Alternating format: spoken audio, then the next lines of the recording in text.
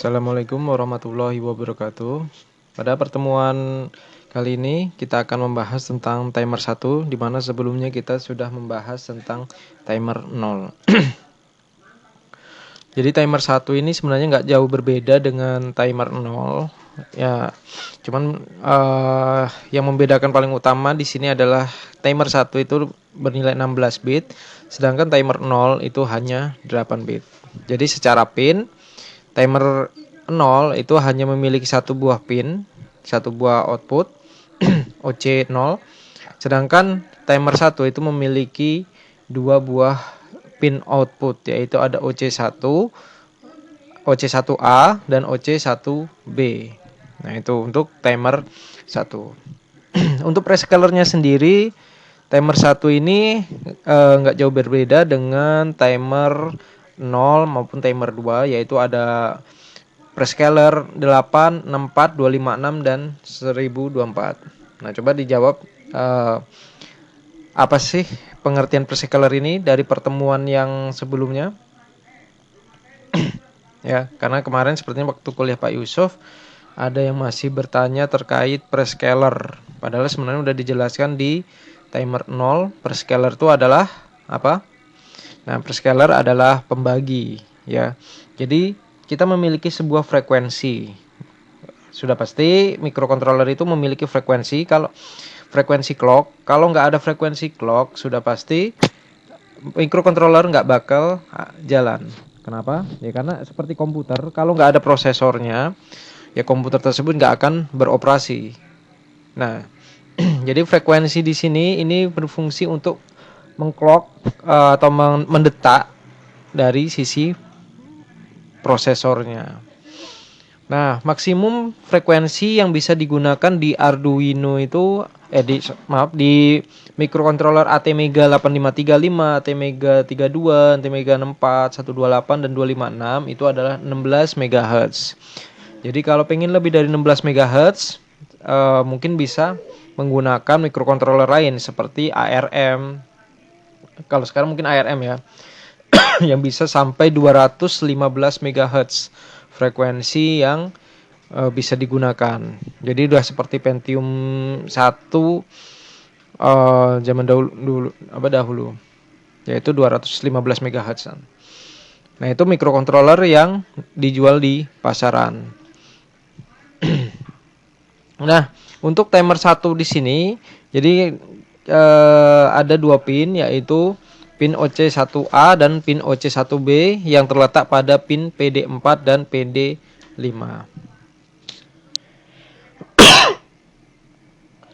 Nah, timer 1 blok diagram ini susunan struktur dari timer satunya. Jadi inilah proses yang ada di dalam mikrocontroller untuk timer 1. Di sini ada TCNT N sama dengan TCNT 0, kemudian ada OCRNA. Artinya di situ ada output compare register untuk N-nya itu timer 1, 1A, OCRNB untuk timer 1B. Karena di mikrocontroller ATmega 8535 itu hanya ada satu, makanya cuma ada OCR 1A dan OCR 1B. Tapi mungkin ada varian lainnya dari mikrocontroller ATmega ini yang memiliki lebih dari satu timer 16 bitnya. Ya, makanya OCRNA ini mungkin ada mikrokontroler ATmega yang bertipe lebih dari satu timer satunya.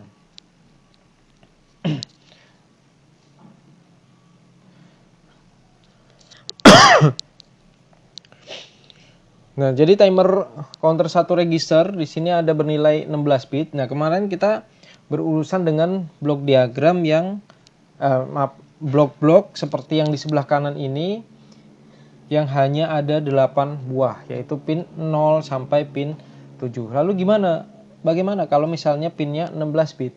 Nah, kalau pinnya 16 bit, maka di sini akan ada untuk satu tipe seperti TCCR1A, maka akan ada TCCR1B.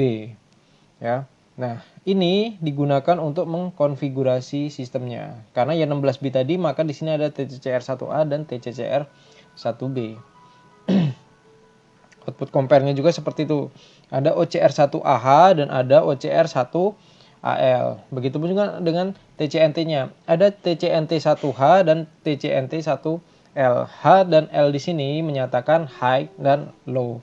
High di sini artinya 8 bit, most significant bit. Jadi kalau kita hitung bitnya itu dimulai dari 8 sampai 15. Dan untuk TCNT1L itu dimulai dari 0 sampai 7. Itu nilai bilangannya. 0 sampai 15 artinya 16 bit. Nah, jadi ini register-register untuk timer counter 1 itu menjadi 2 beberapa, kecuali TIMSK-nya. Kalau TIMSK ini kan semua timer dipakai dalam satu register TIMSK sama TIFR. Di sini ada 0, ada 1 dan ada 2. 0 sama 2 itu masing-masing hanya butuh 2 untuk mengaktifkan interrupt TIMSK-nya ini. Yaitu hanya ada 2 pin. Output compare dan TOIE 0-nya itu untuk setiap TIMSK-nya, ya. Kemudian TIFR-nya juga di sini hanya ada 8 karena di sini mencakup semua interrupt flag registernya. Jadi di sini ada untuk timer 0, timer 1-nya butuh 4 dan timer 2-nya hanya butuh 2. Timer 0 juga butuh 2. Nah, itu. Nah, ini register TCCR1A dan ini register TCCR1B. Seperti pada interrupt dan pada pertemuan timer 0, di sini mungkin sudah tidak asing lagi kita tentang blok diagram seperti ini. Ya, ini di sini ada WGM10 dan ada WGM11, kemudian ada FOC1B dan FOC1A. Semuanya ini jika kita beri nilai 1 atau 0 akan memiliki fungsi masing-masing. Nah, seperti dijelaskan pada tabel di sini. Di sini ada clock select yang disingkat dengan CS, CS00, CS01 dan CS02. Nah, ini letaknya ada di TCCR1B, CS12, CS11 dan CS10. Nah, ini adalah clock select-nya untuk menentukan prescaler-nya. Jadi prescaler untuk kita pengennya dibagi 8. Misalnya ya, kita memiliki frekuensi 8 MHz. Kemudian kita pengen clock-nya ini setiap satu increment TCNT-nya itu bernilai 1 mikrosecond. Artinya, kalau kita memiliki clock dengan frekuensi 8 MHz, berarti dan kita pengennya 1 mikrosecond setiap satu increment-nya, maka harus kita gunakan pembagi 8. Maka di sini clock I/O-nya dibagi 8, maka kita bisa memiliki prescaler-nya yaitu sebesar 1 mikrosecond. Karena 8 MHz dibagi 8 yaitu 1 MHz. 1 MHz kalau kita konversi ke dalam periode, maka itu bernilai 1 mikrosecond. Terus ada lagi pembagi prescaler-nya 64. Kemudian ada pembagi prescaler 256 dan 1024. Nah, totalnya ada 5 buah prescaler, ya, prescalernya, tapi 4 untuk membaginya. Kemudian yang satunya itu tanpa pembagi. Clock I/O no prescaling. Nah, untuk external clock-nya di sini kita bisa menggunakan konfigurasi CS02 dan CS01, ya. Dan CS00 di sini ada 110 dan 111. Di sini digunakan untuk external clock source on T0 pin, clock on falling edge. Dan kemudian di sini external clock source on, sebenarnya bukan T0 pin ini ya. Ini T1 pin. Karena T0 ini untuk input pin timer 0, tapi di sini adalah T1 pin. Dan ini untuk clock on falling edge dan di sini clock on rising edge. Falling edge itu artinya clocknya akan aktif ketika dia dari high ke low. Sedangkan clock on rising edge itu clock akan aktif ketika dari low ke high.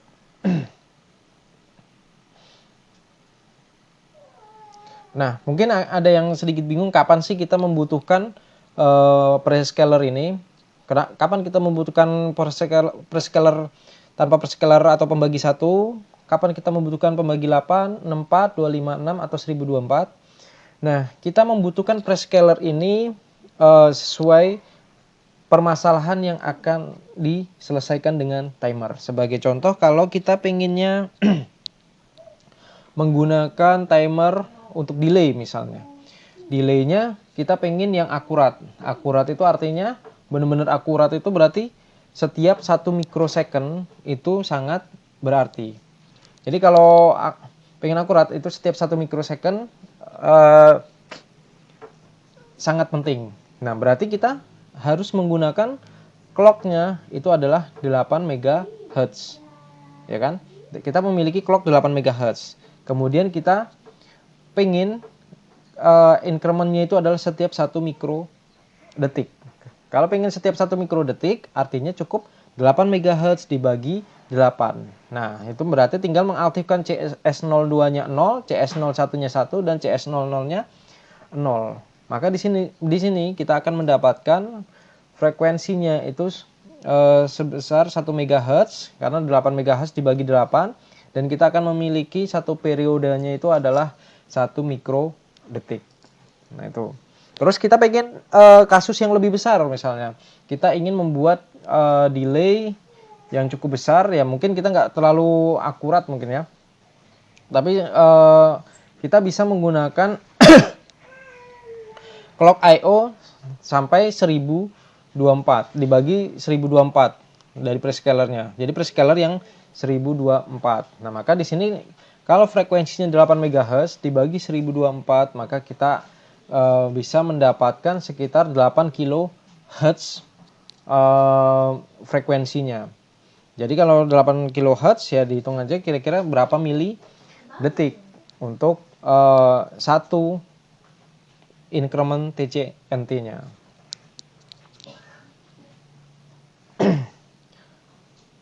Nah, waveform generator ini seperti pada minggu lalu itu kita ingin modenya seperti apa sih mode timer kita. Sebagai contoh kita pengen mode normal. Mode normal ini bisa kita gunakan untuk seperti delay. Kemudian kita ada mode lainnya, misal kita ingin menggerakkan putar motor, kita bisa memilih mode PWM. Nah, PWM di sini ada PWM 8 bit, 9 bit, 10 bit, dan ada PWM Phase and Frequency Correct, kemudian ada Phase Correct, dan ada Fast PWM. Nah, Phase and Frequency Correct, Phase Correct di sini ini sama seperti yang minggu lalu, grafik sinyalnya, yaitu ada yang, kalau yang fast PWM dia dari atas, kemudian setelah sampai ke batas maksimum TCNT-nya maka dia langsung turun ke 0. Sedangkan kalau PWM Phase Correct PWM, ketika kita sudah sampai atas top ICR-nya, kalau di timer 0 top ICR-nya itu adalah 256 karena microcontroller timer 8 bit, tapi kalau di timer 1 top ICR-nya itu adalah 2 pangkat 16 atau sekitaran 65.536. Nah, itu. Jadi itu top ICR-nya. Jadi lebih banyak kalau yang 16 bit ini.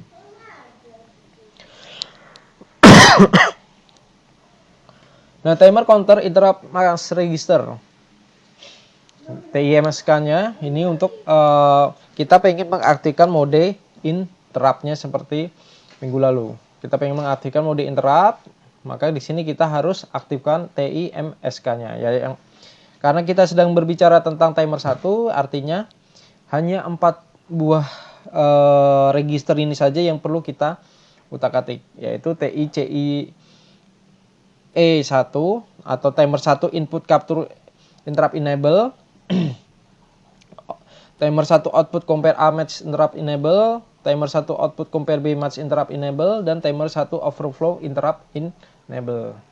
Nah, kemudian TIFR-nya ini untuk mengaktifkan interrupt flag registernya. Flag ini adalah jadi ketika top ICR-nya itu sudah terpenuhi, seperti misal TCNT-nya ini sudah sampai ke top TCNT-nya atau top ICR-nya tadi yaitu 65.536. Nah, maka flag di sini akan secara otomatis dia langsung uh, high ya, set dulu satu when match, atau misal kalau itu tadi modelnya yang sampai top ICR-nya. Tapi kalau kita pengennya seperti contohnya kemarin kita pengen set ke pin 100 ICR-nya 120. Maka kalau sudah compare match atau sudah sampai ke 120 nilai TCNT-nya, maka dia langsung flag-nya di sini akan langsung high. Nah itu.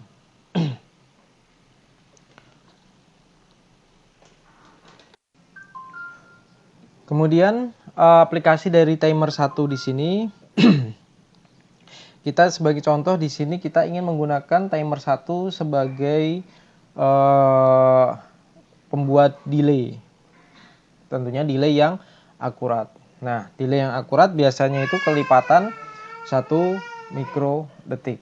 Terus gimana kalau kita punyanya 8 MHz? Nah, kalau 8 MHz maka dibagi dengan 8. Nah, kita ingin membuat program yang delay-nya adalah 2 detik misalnya. Jadi di sini kita ingin membuat program yang delay-nya sebesar 2 detik. Atau setiap 2 detik dia ingin melakukan apa gitu kode programnya. Nah, caranya kita harus menentukan,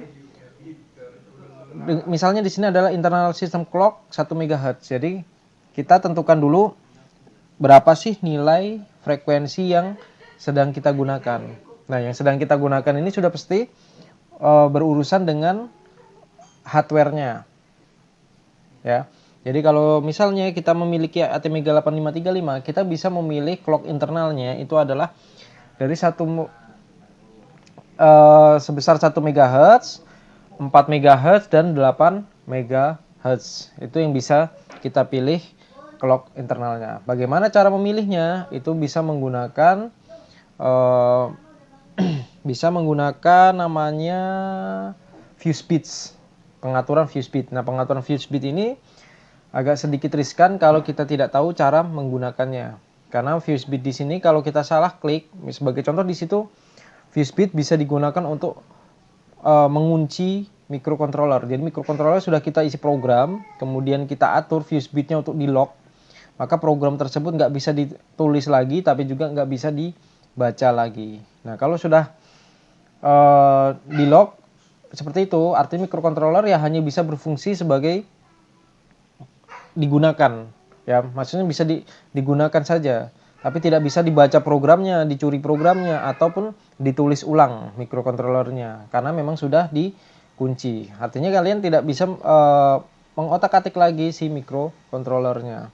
Begitupun juga dengan salah fuse bit. Misalnya fuse bit yang kalian gunakan itu ingin mengatur clocknya eksternal, sedangkan kalian tidak memiliki kristal di bagian microcontrollernya, di bagian pin XL1 dan XL2.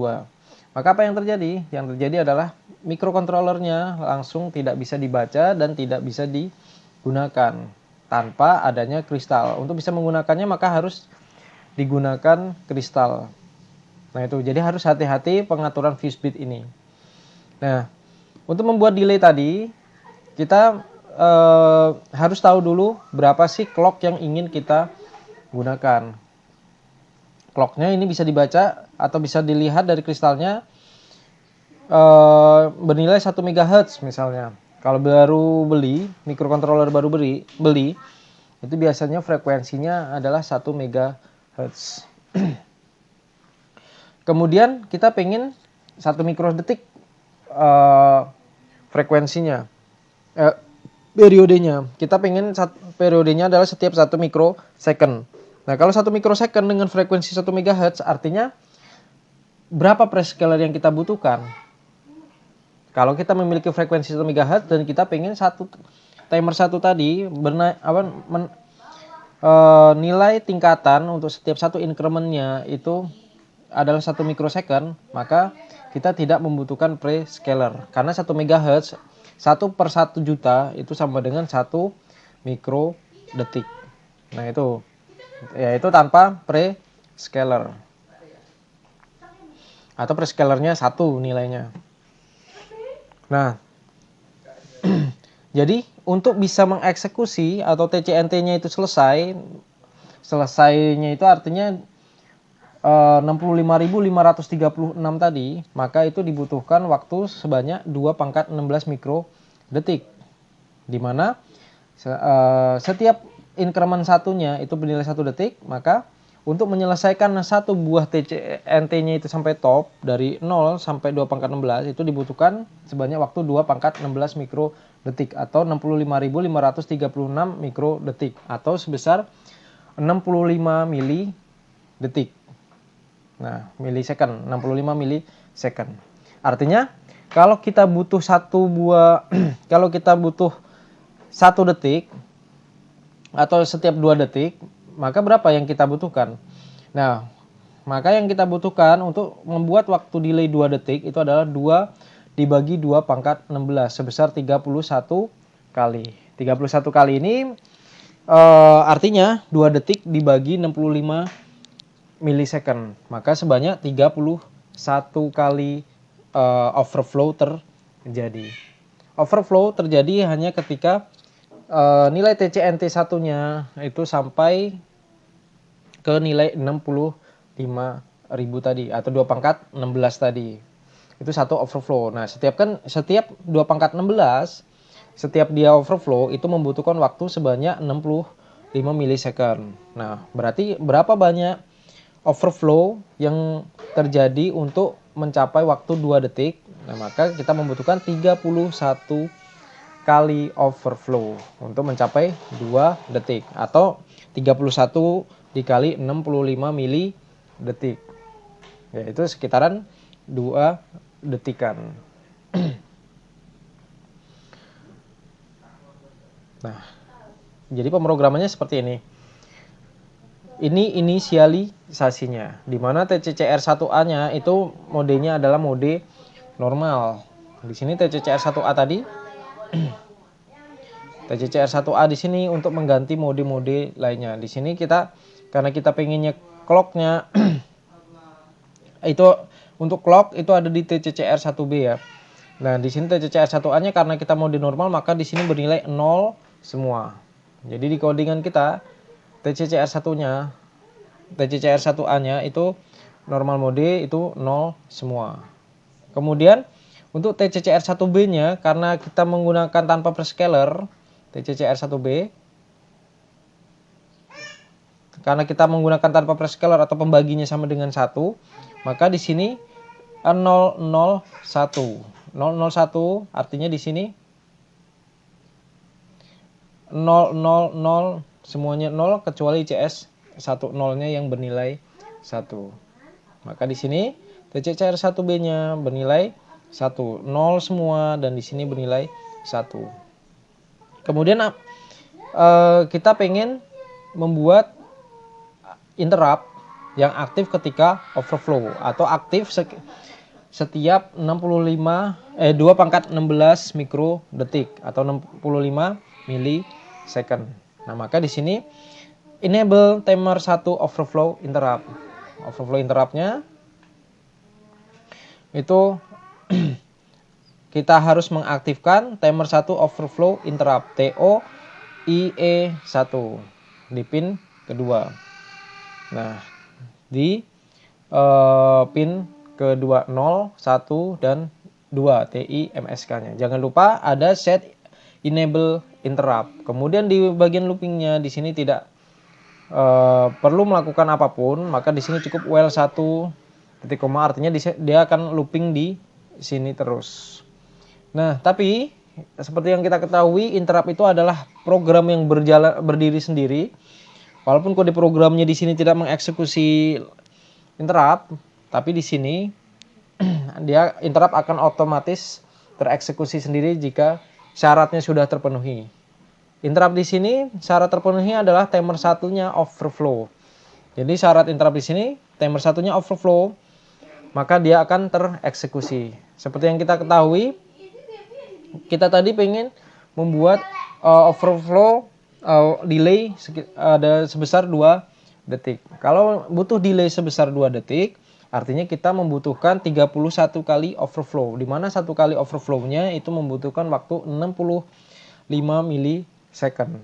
Maka kita membutuhkan 31 kali overflow. Sehingga kita setiap kali overflow, maka kita di sini harus kita hitung overflow count plus atau overflow count-nya nambah 1. Dan perlu diingat setiap deklarasi tipe data di interrupt itu harus menggunakan volatil, tipe data volatil. Terus diikuti dengan tipe data integer, char atau jenis-jenisnya. Sebenarnya di sini cukup volatil char atau unsigned 8 karena di sini kita hanya sampai tidak lebih dari 255 countingnya. Nah, jadi di sini overflow count. Jadi di sini ketika 2 detik artinya jika overflow-nya terhitung sudah sampai 31, maka overflow-nya akan mereset kembali ke 0 dan eksekusi program yang seharusnya dijalankan setiap 2 detik sekali. Yaitu di sini port B-nya inverse. Ya, jadi kalau port B-nya sebelumnya itu high atau low semua, maka di sini jadi high semua. Intinya berkebalikan dari pin yang sebelumnya. Nah, itu. Nah, ini contoh akurat delay dengan menggunakan timer 1.